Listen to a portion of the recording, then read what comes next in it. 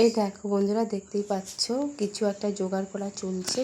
পুজোই হবে, কারণ আজ গণেশ চতুর্থী পুজো, সেই জন্য মা জোগাড় করছে। আমার একটু শরীরটা খারাপ, সেই জন্য আমি জোগাড় করে উঠতে পারলাম না। আর গণেশকে যে অন্য জায়গায় বসাবো, আমাদের ডাইনিংটাতে সেরকম জায়গা নেই, সেই জন্য ওই দোলনাতেই বসিয়ে দিচ্ছি।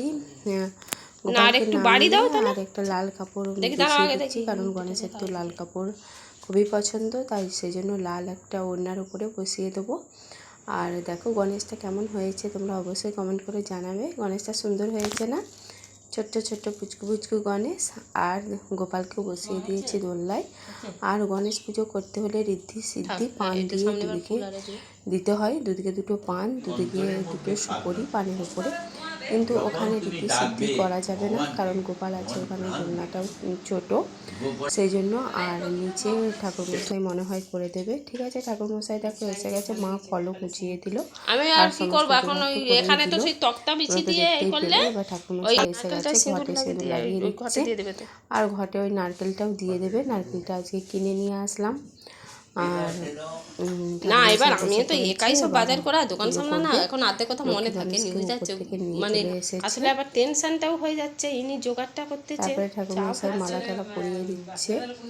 আর একটা আর আমি দেখো এদিকে একটু সেলফি তুলে নিচ্ছি, একটু বসেই আছি। তাদের মেজ বড় মার হয়তো কোন জন্মের স্বীকৃতি ছিল, পরপর আসে করছে। মায়ের একটু চাপ হয়ে যাচ্ছে, মানে এই পুজোতে কি কি নিয়ম মা তো জানে না, আমি বলে দিচ্ছি। আর মা করছে, মন্ত্র বলে কি করে, দেরিও হচ্ছে। আর গণেশের পৈতে লাগে, সেই জন্য একটু পৈতে দিয়ে দিল ঠাকুরমশাই। পৈতেটা নিয়ে এসেছিলাম, পৈতেটা কটা হাত? চারটে হাত তো। আর একটা গণেশের ওড়না না, নিচের হাতে দিলে তো ভালো লাগতো, উপরে উঠে গেছে নি কানের কাছে। গণেশ আর গোপাল পাশাপাশি বলছে, ওড়নাটা দিয়ে দেবে, কারণ গণেশের একটা ওড়না দিয়ে দেবো। ঠাকুরমশাই পুজো করে দিয়েছে, এই যে ওড়নাটা দিয়ে দিল, ঘন্টা নাড়িয়ে দিল, তোমরা তো দেখতেই পেলে। আর গণেশের বিশেষ কিছু আয়োজন করিনি। লাড্ডু, গণেশের তো লাড্ডু হলেই খুশি, সেই জন্য লাড্ডু নিয়ে চলে এসেছি। লাড্ডু আর 5 রকম ফল দিয়ে দিয়েছি। দুটো দিয়ে দাও তো বাটিয়ে, হলুদের বাটিয়ে। তো খুবই আনন্দের সঙ্গে পুজোটা করছে। আর আমাদের ঠাকুরমশাইটা সত্যিই খুব ভালো, খুবই আনন্দের সঙ্গে পুজো করে।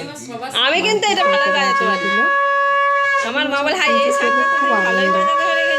শুধু যে পয়সা হবে বলে এইরকম না, ঠাকুরমশাই পুজো আর্চা করতে, একটু ঠাকুরবাকে নিয়ে থাকতে খুবই ভালোবাসে।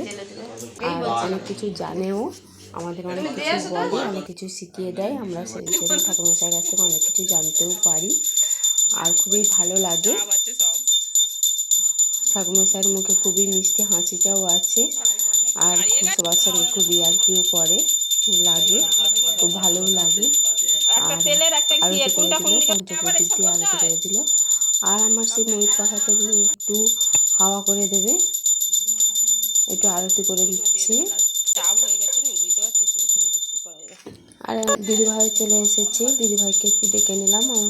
দিদিভাই গিলের বাইরে দিয়ে দেখছিল দিদিভাইদের বাড়ি থেকে, কিন্তু পাশাপাশি গিলেগুলোকে দেখা যায় দিদিদের গিল থেকে আমাদের গিলে।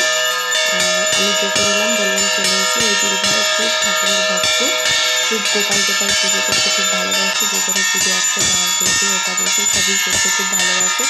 সেই জন্য দিদিকে একটু ডেকে নিলাম, যাতে একটু আনন্দ করতে পারে, কারণ পুজো আর্চা নিয়ে যারা থাকে তাদের তো এসব ভালোই লাগে।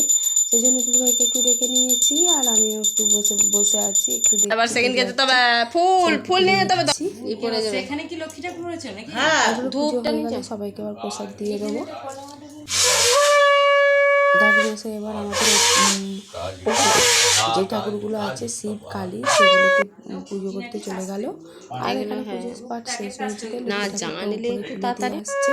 আর লক্ষ্মী ঠাকুরটাও লক্ষ্মী গণেশটা উপরেই থাকে, সেই জন্য এবার সব শেষে ঠাকুরমশাই পুজো হয়ে যেতে ঘরটা নাড়িয়ে দিল।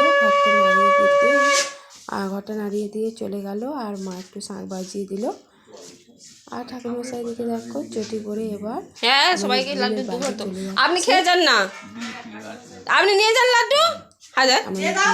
কথা বলতে এই দেখো চলে গেল ঠাকুরমশাই বাড়ি পুজো আর্চা করে। আর আমরা আরও একটু সেলফি তুলে নিচ্ছি। গণেশকে তোমাদের ভালো করে দেখিয়ে দিচ্ছি, পুচকু পুচকু গণেশকে। জয় গণেশ, জয় গণেশ, জয় গণেশ বলে আমি ভিডিওটা শেষ করছি। আসছি পরবর্তী ভিডিও নিয়ে।